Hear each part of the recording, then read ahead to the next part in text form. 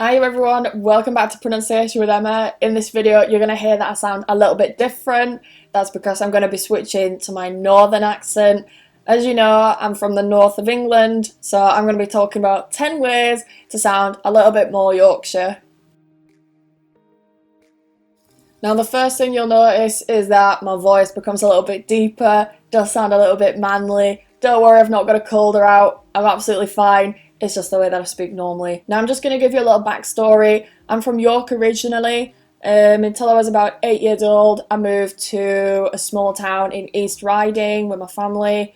The accent is a little bit different. You know, I mean, in Yorkshire there are so many different accents, so you can travel 20 minutes to the next town and the accent's completely different.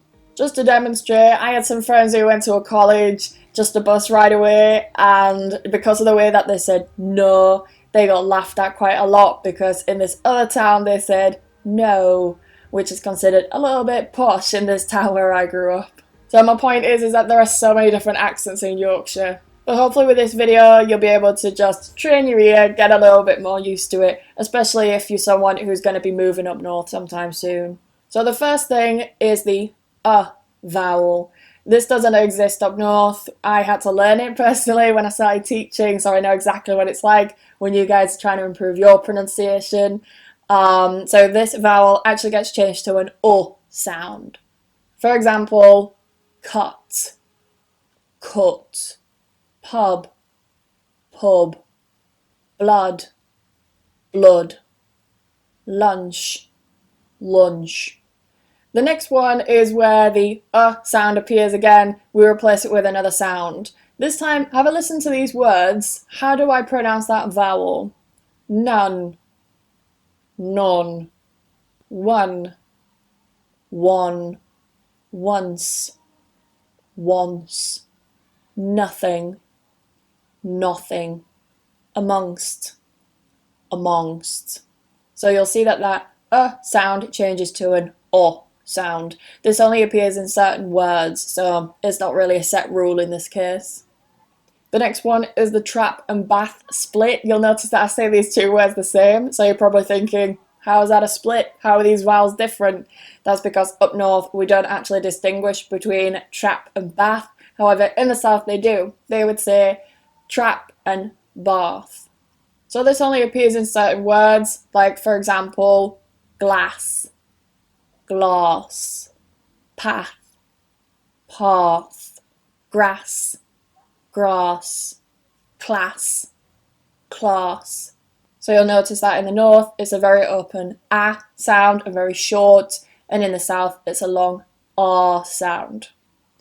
If you look in dictionary, you'll see that both varieties are accepted, so just pick your favourite one. It doesn't mean that you're going to sound more northern if you say grass instead of grass. I mean, I still say grass and no one has ever complained about it, so pick your favourite one. It doesn't matter.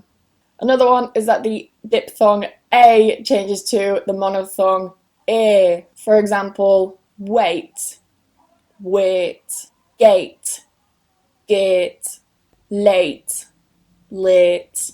You'll sometimes see that some words with the spelling ake at the end are sometimes pronounced with an ek instead of an ake. This only appears with certain words like make, mek, and take, tek. However, you wouldn't say this with something like cake and kek. You would never say that, so it only appears in certain words. Another diphthong is O. This gets changed to O. For example, goat, goat, coat, coat, boat, boat. Now in some parts of South Yorkshire, remember I said that in Yorkshire we have different Yorkshire accents, when in the south they do something very particular. With the diphthong ow, it sometimes gets changed to an ah sound. For example, mouth, ma, down, dan, about, now, nah, how, now then we'll remove the H there. We're going to get to that one. Now in Hull and parts of East Yorkshire, the diphthong I changes to an ah sound.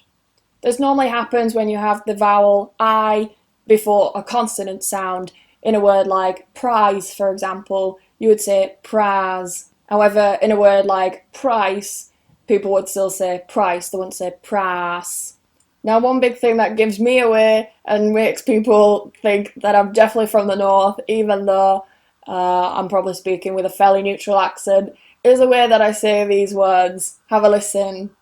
Construct, construct, concern, concern, conclude, conclude.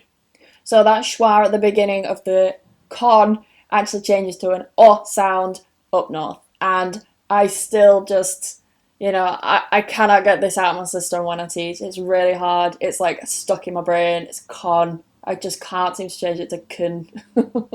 The next one, we're going to go back down to South Yorkshire again, back to Sheffield, whatever you want to call it, and we're going to be looking at a particular vowel sound there. So what do you notice about these two words, how I say them? I'm going to say them in the southern variety, and then I'm going to switch to the more northern variety. What's the difference?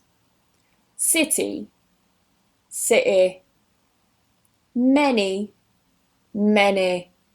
So besides that glottal stop, which we've got in city, you'll notice that the end vowel changes from an E to an E sound. This is quite typical of South Yorkshire. We don't do that in all parts of Yorkshire.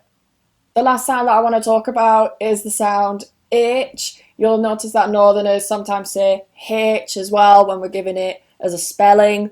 But what we tend to do is we remove it completely, especially in informal speech. You'll hear it removed quite a lot. So have a listen to these words. Hairy, airy, hall, all, happy, appy, hot, ot, and we remove the T at the end. The T's normally at the end are glottalized, so something to be aware of. And that's it. That's how you sound a little bit more Yorkshire. So if you're interested in improving your pronunciation, doesn't matter whether it's Yorkshire or not. I don't always talk like this, but I know that a lot of you guys have been requesting it, and some of you have even been following me because you've been waiting for me to do a Yorkshire video. So here we go. Don't worry, I'll be switching back to my normal teaching accent in future videos, but I hope you enjoyed it. Tell me down in the comments, what do you think of the Yorkshire accent? Is this something that you would like? Do you find it difficult to understand? Tell me what your opinions are down in the comments. I'm curious to know.